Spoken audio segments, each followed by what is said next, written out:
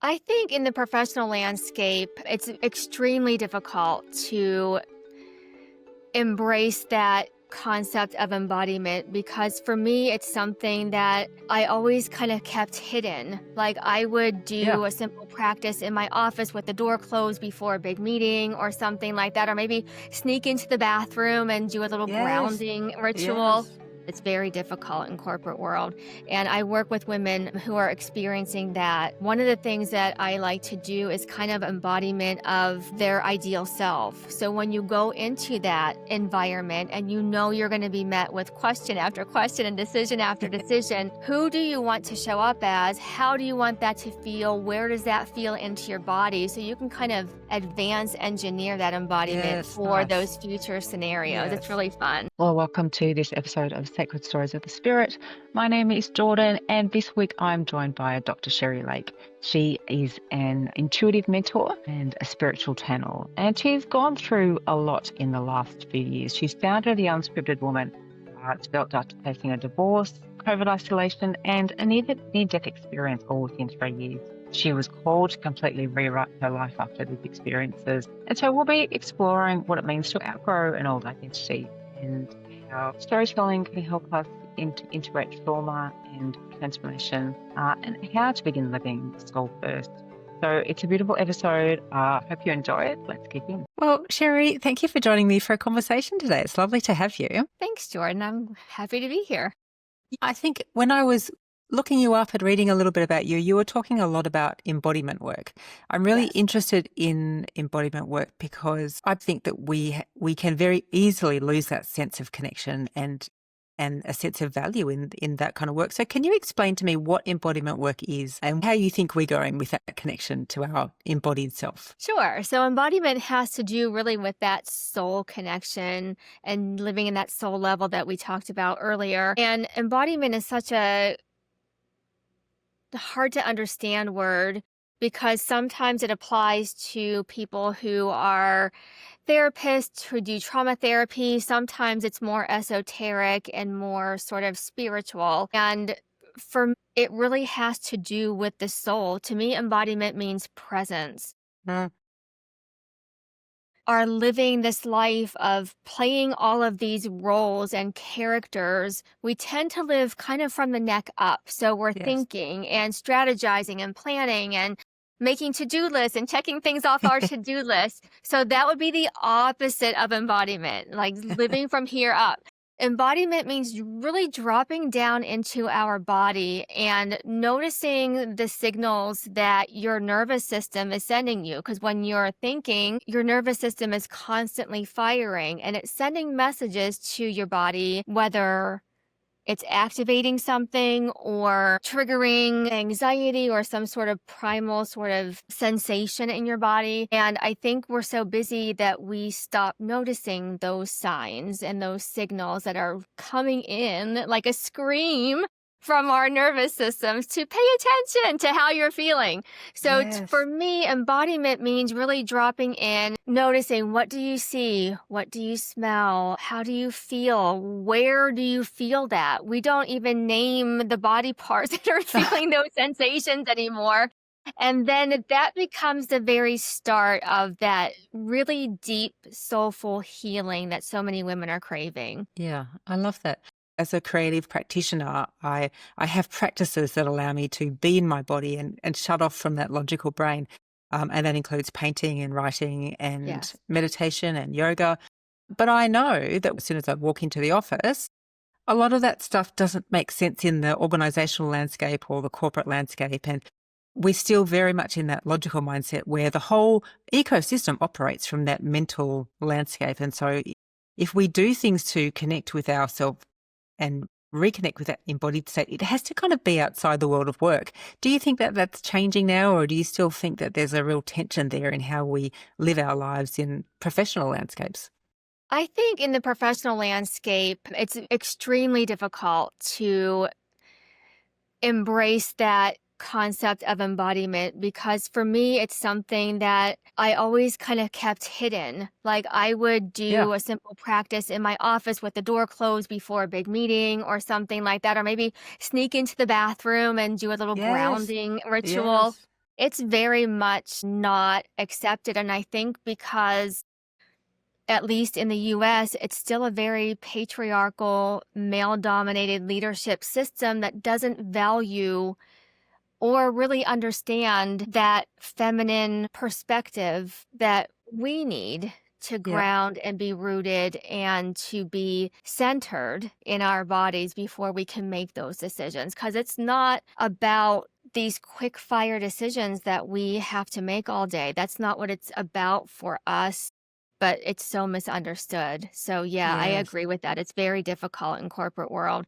And I work with women who are experiencing that. One of the things that I like to do is kind of embodiment of their ideal self. So when you go into that environment and you know you're going to be met with question after question and decision after decision, who do you want to show up as? How do you want that to feel? Where does that feel into your body? So you can kind of advance engineer that embodiment Yes. for Nice. those future scenarios. It's Yes. really fun. Yeah. Yeah. No, that sounds helpful, actually. Thank you. What do you think the role of storytelling is when it comes to integrating our own healing and finding new meaning? I love storytelling Yeah. because our ancestors told stories, and that's how they passed things down from generation to generation. That's how family traditions continued, and that's how teaching happened through storytelling. And we've lost that along the way because we've lost that kind of close-knit community. But what we've gained is this global community, which is fantastic. But I think a lot of times we're kind of, and I love social media, I'm trying to embrace living in those 30-second time snippets, Yeah. but that's not real. What's real is the journey that it takes. It could take years, it could take weeks, it could take months, whatever, but there's always a story behind that. And I think the storytelling is important to kind of really honor where you were Yes. and how you show up now so that the next generation of women that come behind us don't have to make the same mistakes, don't have to Yes. live in that corporate world where we have to Yeah. sneak embodiment practices in the Yeah. bathroom. You know what I mean? Like these stories like, oh, when we were growing up, this is how it was. And now the younger women who are coming ahead, they're living quite differently. And I think that's amazing because I think that that is able to happen partially because of the stories that we have told. So storytelling is really a way to heal future generations. It's also a way for people who are on their own individual healing journeys to kind of flip the script. So what you might see as, or what a client might see as a shame story, like say she just experienced a divorce and feels like that was such a failure and is telling herself stories about the event that happened or the series of events that happened, really flipping that into the story of empowerment. And that storytelling that happens internally can also become this very empowering experience for the women that I work with. So I love it. Yes. Fantastic. I love that. My name's Jordan Harcourt-Hughes, and I'm the host of the Sacred Stories of the Spirit podcast, and I welcome you into our conversations. This podcast aims to create space for honest conversations about how we find meaning in a world where so much is shifting. We talk about personal turning points, spiritual unravelings, creative awakenings, and the stories that we've outgrown. I'm speaking with an incredibly diverse array of practitioners who are offering insights, expertise, and lived wisdom on storytelling as medicine. My guests include psychologists, counsellors, entrepreneurs, academics, and professionals. These people are often holding up the scaffolding of the system and also quietly questioning it. So this podcast gives them permission to speak from that edge. To explore more episodes, show notes, and information about our guests and the themes that we explore on the show, visit sacredstoriesofthespirit.com. I hope you enjoy the podcast, and once again, welcome. Great. So we now move on to this section of the podcast where I like to ask the same questions to everyone that comes on. So I'm keen to know one practice that's changed your life. Oh my gosh, the one practice that's changed my life. I would say it is yoga. About 3 years ago, I had a near-death experience. So I went through a series of medical treatments and I was told I was never going to recover. And I said, no, no, no, I am. So I was researching and did a little digging into these different sort of alternative medical sort of practices, and I found yoga. And it became the most wonderful Pandora's box. So I started with Fantastic. yoga to regain my balance because of an injury I had. And then I discovered meditation. I discovered breath work. Then I got certified in all of those things, and now I use them with Yes. the women that I Yes. mentor and coach. So it's just been such a wonderful, wonderful journey. Wonderful. I'm wondering if you're comfortable in sharing what that near-death experience was. Yeah, sure. So I'm a high achieving woman. I am that woman that I now coach. Yeah. I was ignoring my intuition and signals from the universe. I was just hustling and grinding and getting to the office. And I had this hour and a half commute. It was just so long because I wanted a professor position. I wanted to be at the university, and I wanted to be Okay. kind of, my Yes. ego was Yes. screaming. And my intuition was saying, no, don't do it. So I was on my way home from university one day, and I was hit head on by a teenage driver, and he was just inexperienced and misjudged, and I had blunt force trauma and I had a head injury. So it stopped me in my Yes. tracks. And what saved me, as I was in that, I heard a voice from the back seat of my car, and that voice said, "Get out." And that voice was so loud, and Wow. I have come to learn that was the voice of my guardian angel. Yep. I should not have walked away. I shouldn't have made it. That voice saved me. I don't know how I did it because I had broken bones and, things like that. And for whatever reason, I snapped back Yep. to this world. I got out, and that became really the impetus for why I'm doing what I'm doing. I Amazing. got a literal second chance in life, and I know it's to help and to contribute and to raise the vibration of our world. Yes. Yeah, Thank you one so person much at for a time. sharing that. Yeah, Yeah. sure. I want to take a little step further into that story, if you're okay with it, and explore of the moment when you heard that voice. So you were in the car, the voice was instructing you to get out of the car, and that's what you did. Is that correct? That's what I Yeah. did. And that voice, when you felt it, was it a sound that you heard? Was it a feeling of a message coming through your body? How clear was it, and how did it come through? It came through like a voice. I remember it was in my right ear, and I know exactly in the car where it was, and I will Yeah. never forget it. It was a very stern get out. It wasn't Yes. like, Okay. hey, you might want to think about waking up and Yeah. getting out. It was like, get Yes. out. Yes.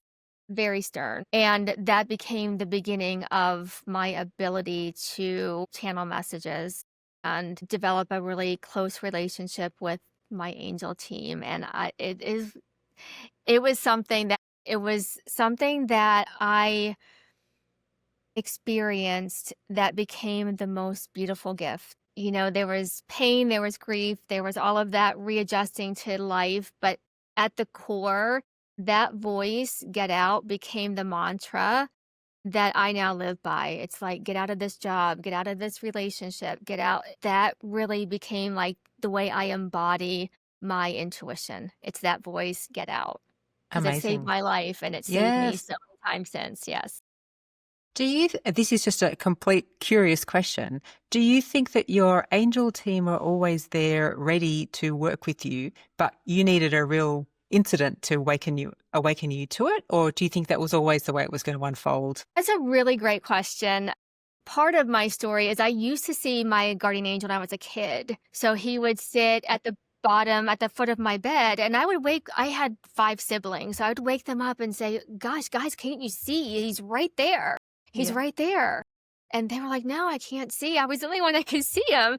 So I was like, well, I must be weird. So I just went through this period where I just kind of shut it out. But I really believe that, to me, he's a male. I believe he was always there. And it's kind of like what I've come to learn from studying the angels since is that they are there ready to help you, but you have to ask. This time, it was like, no, he was going to step in because I really needed it. Because had he not, I probably would not be here talking to you Yes. today. It's really interesting, this whole idea that your kind of founding principle that you work by now is that mantra, which is get out. Get out if the job's not working, get out if the relationship's not working. And it's really quite different. I think it's, I think what I hear a lot, or maybe what I've been attuned more to, is managing something or, navigating through it. But it's a whole different thing when you just say, no, get out. This isn't good for you. You're in danger, or it's not safe, or there is something else for you. I mean, it's very strong. Yeah, it doesn't work for everybody. I'm not saying like if something feels off, like just ditch it and leave and Yeah. run. That is not what I'm saying at all. For me, it's like when something feels off, really knowing yourself enough to know, is this temporary or is this permanent? Yeah. Do I really feel safe? Is this something I really want? Yeah. And if it's not really safe and it's not something you really want, get out. Yeah. Yeah, because you weren't meant, none of us are meant to live these ordinary lives that we're led to believe. We're meant to be extraordinary. Yeah. So there's no time to waste. No, no time to waste. I agree. No, there's no time. What is one story that you used to tell about yourself that you've now been able to release? The one story that I used to tell myself that I have been able to release is that if something isn't working, you just have to try harder. Yes. I'm a high achiever. I have a doctoral degree. I know I can get from point A to point Z quickly if I Yes. hustle. Well, after I had my accident and my head injury, I learned the opposite of that to be true, because the more you push your brain to heal, the less it heals. So what you need to do for head injuries is to rest and keep resting and keep resting. And Yeah. for me, that was so hard. So the one thing I learned is the gifts and the intuitive downloads that come in those quiet moments. And the beauty of that is that making space for that quiet time really allows you to integrate all the other things that you're Yes. working on. So you get clarity on things that you might have just like rushed through, if that makes any sense. Yes. No, it's beautiful. I love that. Thank you. Favorite daily ritual? My favorite daily ritual. I have this obsession with a nice latte, but I am not someone who's going to leave the house at 6 a.m. and pay a lot of money for it. So I learned how to make my own lattes at home, and they're delicious and they're so tasty. And I pair that with an angel reading. So every morning I have this like luxurious drink. Yes. And I welcome in the angels to give me a reading a message for the day. And my question is usually the same. It is, thank you, angels, for revealing to me what it is I need to know today. And that's it. And it's a beautiful ritual. And it starts Yes. my day off just in such a happy, joyful note. Yes. Can I ask you a side question that just comes up when you talk about that dialogue with the angels? About 2 years ago, I started feeling a real sense of resonance around specific numbers, and I started to learn about angel numbers, which I'd never had any exposure to before. It really just surfaced when I was starting to have these numbers literally just kind of glow at me. Do you use numbers in your connection and your communication with your angel team?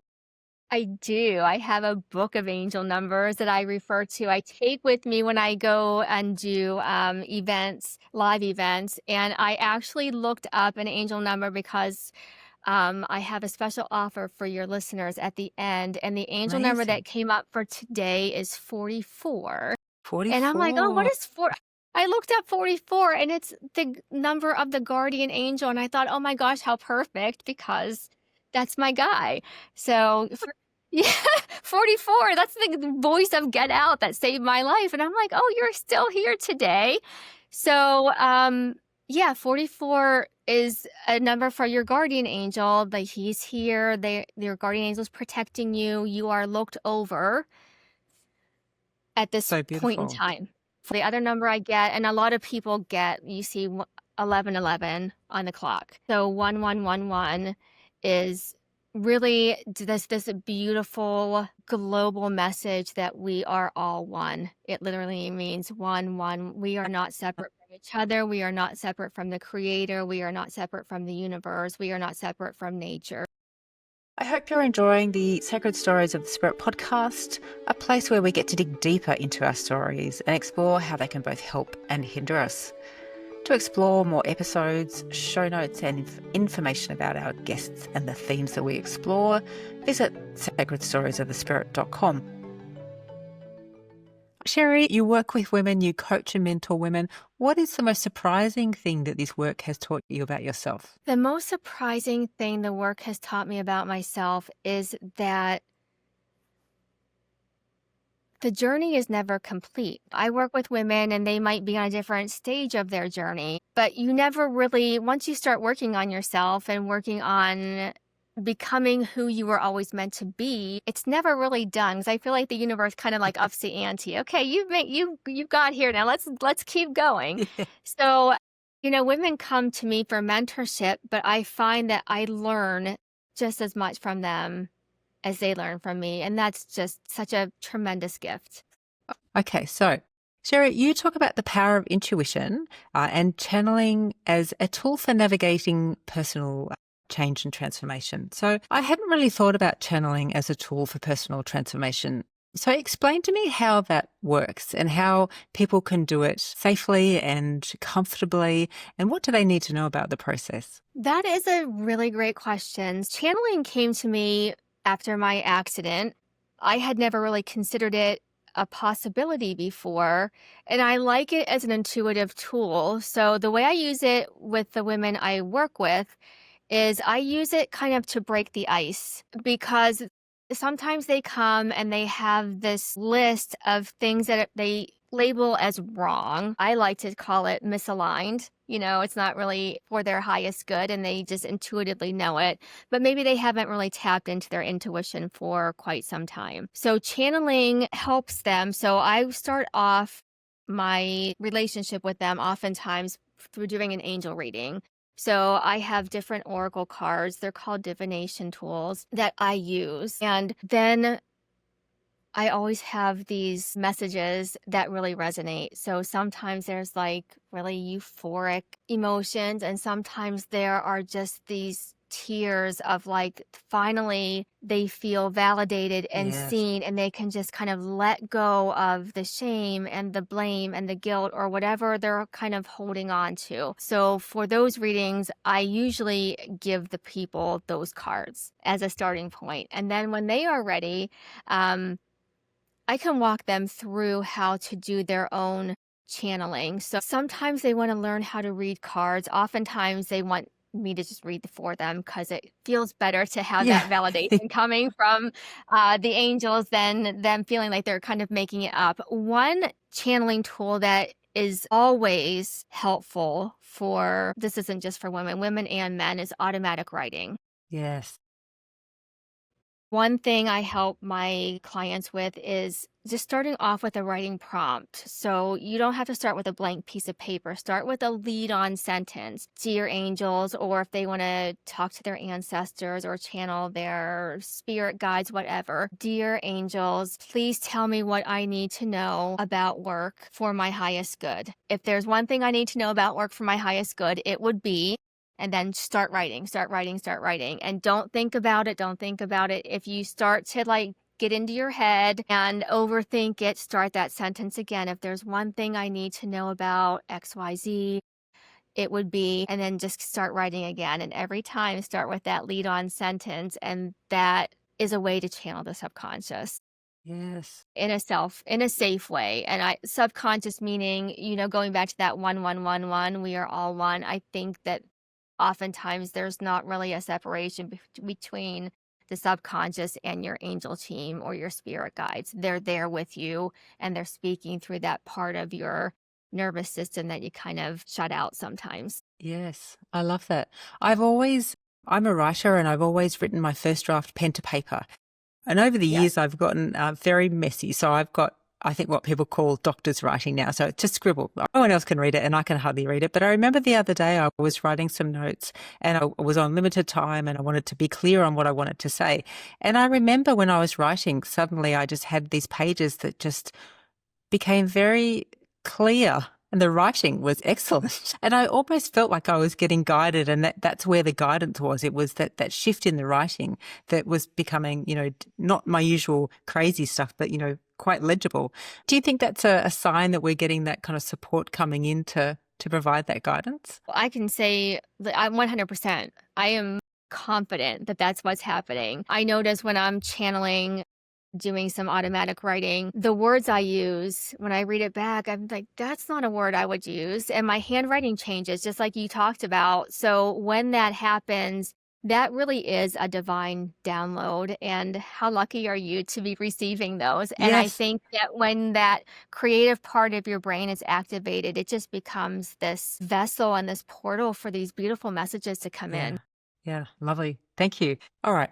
Tips for women. If you had 3 tips for women on how to step into a life of freedom, of purpose, what would they be? The 3 tips I have for women are: get to know yourself, invest in yourself, the same way you invest in your kids, in your job, in your partner, in your friends. Invest in yourself. Hire a mentor or do some self-study and really get to know yourself, like on that deep soul level. Who are you? What are your values? What is your purpose? And if by doing that, you really move from living from the neck up to really embodying who you are as a woman. So that's the first step. And that, I think, is the hardest step because people are like, I don't have time for that. Yeah. But, I would argue that I think that's all of our purpose in life, is to find out who we really are so that we can leave the world a little bit better than we found it. So that study yourself like it is a degree and get to really know yourself. So the second is learning ego versus intuition. So instead of that to-do list, the pros and cons that your thinking mind is telling you to do, pay attention to your body signals. Intuition is like this, like you get this sense of excitement, like, oh, I'm going to go pursue this. Or, oh, I really don't like this job anymore. What am I supposed to do now? Paying attention to that intuition. It's like that hit of like that aha moment that is undeniable. And so leading from intuition versus ego would be the second one. And that takes some practice, but I think everybody can learn how to do it. Yeah. And the third is probably the hardest for women. It's saying no. Saying Yes. no. And just Yes. no is no. Like, no, because I da-da-da-da-da. No, just no, I'm sorry. That doesn't serve me right now. I'm pursuing other interests. So saying no to things that don't light you up. So I think they're all kind of connected. It's like learning what lights you up, learning how your body signals that these things light you up, and then saying no to anything that doesn't apply to those first 2 things. What a beautiful, beautiful recipe. Thank you. My last question for you is, what does the blend of science, spirituality, and strategy look like for you? The perfect blend. The perfect blend, I feel like the perfect blend is so individualized. So the perfect blend would be whatever it is someone else needs at that moment. And as a intuitive mentor, that is something that I really bring to the containers in which I work. So they might lead with the spiritual component. Some might lead with this very scientific way of thinking, and that becomes the road to blend in the mindfulness and the spirituality. So I think it just depends on the individual I'm working with. For me, I'm always going to lead with the angels, and I'm going to do some somatic work and get that energy moving and flowing. And then working on some sort of evidence-based modalities. For other people, it might look different. So, part of the joy of what I do is I get to listen to everyone's stories and I get to ask questions. And the Yes. women that work with me always have a choice of where it feels good. Learning what feels good in your body is always available Yes. to my clients. So we start wherever it feels good for them. That's amazing. I love that. I love that response, and because it's so energetic and dynamic. It's a wonderful thing to hear that there isn't a prescription. It doesn't have to look like something specific and a blanket approach. It's different. It's how things look on the day that where you start. The starting point will define the road forward, and it's different for everyone. It's a Yeah. perfect way to to look at it. Anything that you'd like to share with the listeners before you go? What are you working on? What's next for you? Well, I'm working on right now a book, and you mentioned how your writing process. I'm very much the same. It is a channeled book Yeah, where great. I write with paper pencil, and Yep. that's where, I get those divine downloads. That is a long-term project. Yes. I'm about, well, most of the way done with my manuscript, but it's going to be a while before it's published and things like that. But the title is Get Out, The Voice That Saved Me.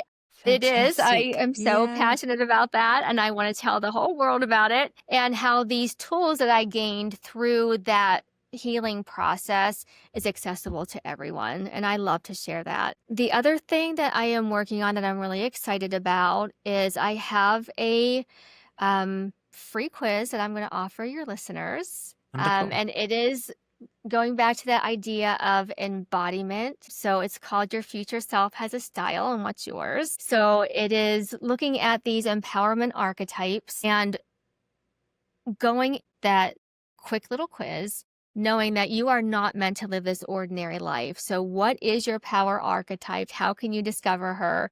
And it gives some really fun, it's like a 10-day follow up that really helps you embody that your main archetype. Yes, amazing. Thank you. I look forward to sharing it. We'll include all the information in the show notes for the episode. But where can people find you more generally? People can find me on Instagram. I'm trying to embrace social media. So it's at Dr. Sheri Lake. And my website is sherilake.com. And Jordan, I have one more exciting offer for your listeners. We talked about the angel numbers earlier, and 44 was coming in. So I have a power reset session that I'm going to offer your listeners. It's a 30-ish or maybe 45-minute session. It just will go as long as it needs to go. I usually charge $111 for these sessions. 44 was coming in, so I'm going to offer your listeners a Amazing. 44 power reset message or a session where we're going to channel some messages. We're going to do some somatic work to get that energy moving. Yeah. And, when we're talking about life transformation or this deep spiritual work that we do, it takes some time. But I like the power reset because it will give people instant results. You will feel better instantly. So if people are looking for a quick win and maybe want to explore what this container looks like, that would be a nice way for them to kind of explore and get started. Wow. Thank you, Sheri. Thank you for all the amazing insights and wisdom and joy that you brought to the conversation. I've loved it. So thank you very much for joining me. Thank you for having me, Jordan. It was a pleasure. Well, I hope you enjoyed my conversation with Dr. Sheri Lake today. Next week on the podcast, we're diving into the world of ink, intuition, and inner transformation with tattoo artist and creative Devon. From the moment a friend's laughter sparked a new path, tattooing became more than art. It became a spiritual practice. Devon shares how his childhood isolation shaped his creativity and why sensitivity is his superpower. We talk about sobriety, crystals, and the law of assumption, how this fuels his growth. And really, it's a conversation about self-worth, saying no, and rewriting the story that we tell ourselves. So I really hope you can join me for the conversation and see you then. If you are enjoying the podcast, please don't forget to subscribe and share with others who might find it nourishing as well. And that way we can help more people join this conversation.